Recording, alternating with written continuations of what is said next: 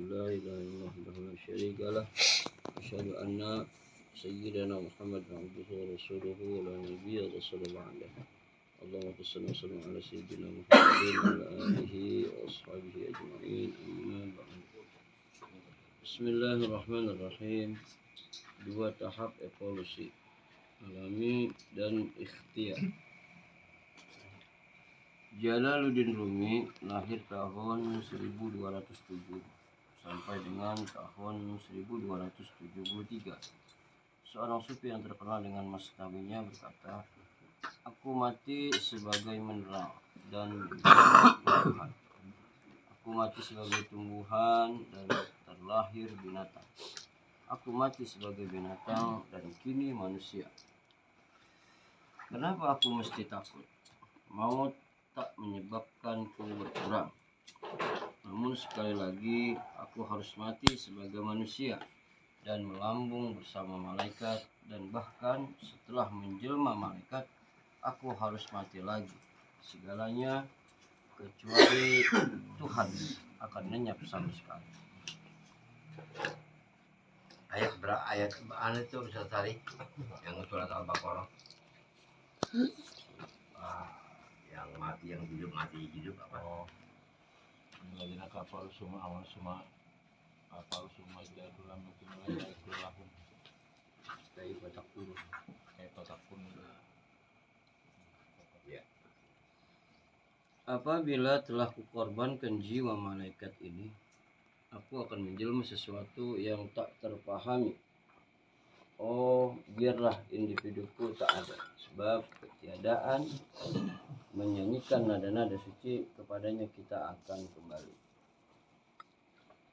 Dalam syair mistiknya ini, Rumi sepertinya sedang merincikan tahapan evolusi kita sebagai manusia sesuai petunjuk umum yang terdapat firman Allah Subhanahu wa taala dalam Al-Qur'an surah Al-Baqarah surah kedua ayat 28 dan 20.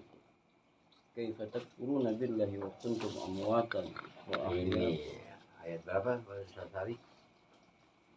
apa Kaifa takfuru patak pun bila waktu untuk membuat ya cuma yumitukum semua yuhikum semua itu ya. Berapa tahapan dia harus mati? Mematikan kebinatangannya, keegoannya, dan muncul ke manusianya, dia mati lagi untuk mengambil derajat kemalaikatannya sampai mati untuk menghadap kepada Allah. Ya terus. Kaifa takfuruna billahi wa kuntum amwatan wa ahyaakum summa yumitukum summa yuhyikum summa ilaihi turja'un. Bagaimana kamu ingkar kepada Allah padahal kamu tadinya mati, lalu Dia menghidupkan kamu, kemudian Dia mematikan kamu, lalu Dia menghidupkan kamu kembali, kemudian kepadanya lah kamu dikembalikan. Ayat ini menjelaskan, pertama, pada awalnya kita sebagai manusia tidak ada atau mati, lalu menjadi ada atau hidup dalam fase pertumbuhan dan perkembangan tertentu. Rumi menyebutnya sebagai proses dari wujud mineral menjadi tumbuhan, hewan, sampai menjadi kita sebagai manusia. Kedua, kita dengan cara tertentu akan mengalami kematian dari wujud kita sebagai manusia untuk kemudian dihidupkan dalam wujud malaikat. Ketiga, dari wujud malaikat kita akan terus berevolusi menuju Tuhan. Pada level puncak ini akan lenyap individu kita sehingga menjadi wujud yang tidak terpahami kembali kepadanya. Apa yang dikatakan Rumi berdasarkan ayat ini merupakan 3 fase evolusi kita sebagai manusia. Bisa kita sederhanakan menjadi 2. Transformasi dari wujud mineral, tumbuhan, hewan sampai menjadi binatang berakal atau kita sebagai manusia disebut tahap evolusi alami atau being. Sedangkan untuk naik ke tahapan selanjutnya, ke malaikat sampai kepada Tuhan, ini wilayah evolusi ikhtiari atau becoming. Pertama, evolusi alami atau bayi. Evolusi kita sebagai manusia pada fase alami ini mengikuti hukum-hukum, ketentuan, takdir atau sunnatullah yang bersifat takwini atau alamiah. Tidak perlu kita usahakan. Perubahan terjadi secara natural dan pasti. Perubahan alamiah ini merupakan bagian dari perwujudan universalitas sifat rahmannya Allah. Asma atau sifat Tuhan ini bekerja dan meliputi semua makhluk. Untuk sekedar menjadi makhluk melata atau sekedar ada atau being, segala sesuatu termasuk kita sebagai manusia akan terikat dengan hukum evolusi alamiah ini. Singkat historis kita sebagai manusia awalnya ada dalam wujud mineral atau saripati tanah, air atau sperma. Firman Allah Subhanahu wa taala dalam Al-Qur'an surah Al-Mu'minun surah ke-23 ayat 12 dan 13 sebagai berikut. Wa laqad khalaqnal insana min sulalatin min tin, tsumma ja'alnahu nutfatan fi qararin makin. Dan sesungguhnya kami telah menciptakan manusia dari suatu saripati berasal dari tanah. Kemudian kami jadikan saripati itu air mani yang disimpan dalam tempat yang kokoh atau rahim. Air, saripati tanah dan atau sperma atau nutfah merupakan wujud paling sederhana. Tidak tumbuh, tidak berkembang, juga tidak bergerak. Tapi melalui proses persemaian tertentu dalam rahim ibu kita, mineral ini bisa tumbuh dan berubah menjadi segumpal darah atau alaqah, berkembang menjadi segumpal daging atau mudghah, tumbuh tulang atau idgham atau idham. Lalu tulang ini terbungkus daging atau kisal idham bil lahim. Ini semua adalah wujud nabati kita sebagai manusia. Semua ini adalah elemen meskipun tidak bergerak, tapi mengalami pertumbuhan. Kita sebagai manusia dalam wujud ini adalah tumbuhan yang tumbuh dari biji, tunas, tulang, atau batang, daging, kulit, daun, dan seterusnya. Firman Allah Subhanahu wa taala dalam Al-Qur'an surah Al-Mu'minun surah ke-23 ayat 14. Tsumma khalaqna nutfata 'alaqatan fa khalaqnal 'alaqata mudghatan wa khalaqnal mudghata idhaman fakasawna al-idhama lahma thumma ansha'nahu khalqan akhar. Tabarakallahu ahsanul khaliqin. Kemudian air mani itu kami jadikan segumpal darah.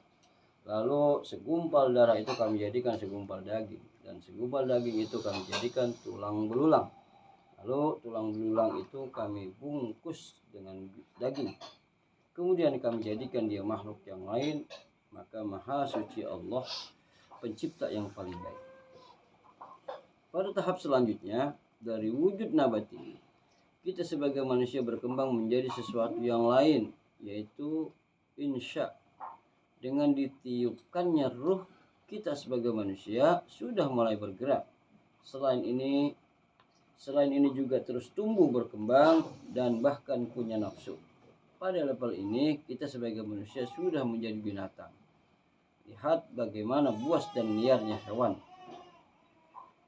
Kita sebagai manusia terlahir dalam wujud ini. Struktur biologis kita sama atau mirip sekali dengan sistem yang ada pada hewan. Kita dengan orang utan, bahkan seperti adik abang. Kita sebagai manusia juga punya jiwa yang terus bergerak secara substansial, sehingga melahirkan akal. Evolusi alamiah berakhir di sini. Puncaknya kita menjadi hewan berakal atau hayawanun natik. Akal inilah yang membuat kita berbeda dengan hewan lainnya. Akal memberitahu kita secara naluriah bahwa Tuhan ini ada, hanya sekedar memberitahu, bukan membawa kita untuk bisa berjumpa dengannya. Nafsu dan akal di sisi lain, juga membuat kita menjadi makhluk free will, punya ego dan kehendak bebas. Kita bisa berkarya dan mencipta karena adanya bentuk-bentuk kecerdasan alamiah. Jadi Jadi kita sebagai manusia dalam kerangka evolusi takwi ini mengalami transformasi dari wujud air atau tanah atau mineral menjadi tumbuhan atau nabat, menjadi hewan atau hewani, sampai menjadi hewan akal atau manusia. Hewan berakal inilah yang diutus untuk mengelola bumi, paling tidak dengan naluri kita sebagai hewan ditambah kecerdasan akal, kita bisa belajar survive untuk menghidupi individu kita dan membangun komunitas kita. Kita sebagai hewan yang berakal dan bernafsu adalah murni makhluk duniawi. Karena ini kita katakan tidak ada binatang di surga. Binatang tidak masuk surga. Binatang adalah makhluk duniawi. Selanjutnya kita sebagai manusia bisa memilih untuk berevolusi lebih lanjut menjadi makhluk lebih tinggi. Atau jika tidak mau juga bisa kembali ke asal usul kita sebagai materi secara alamiah. Kita sebagai manusia memang akan menjadi mineral lagi, sebagaimana kata hadis, semua binatang akan kembali ke tanah. Di dalam hadis Abu Hurairah mengatakan, sungguhnya Allah akan mengumpulkan semua makhluk pada hari akhir kelak, yaitu setiap hewan, burung-burung, dan juga manusia. Lalu Allah berkata kepada hewan-hewan dan juga burung, jadilah kamu tanah.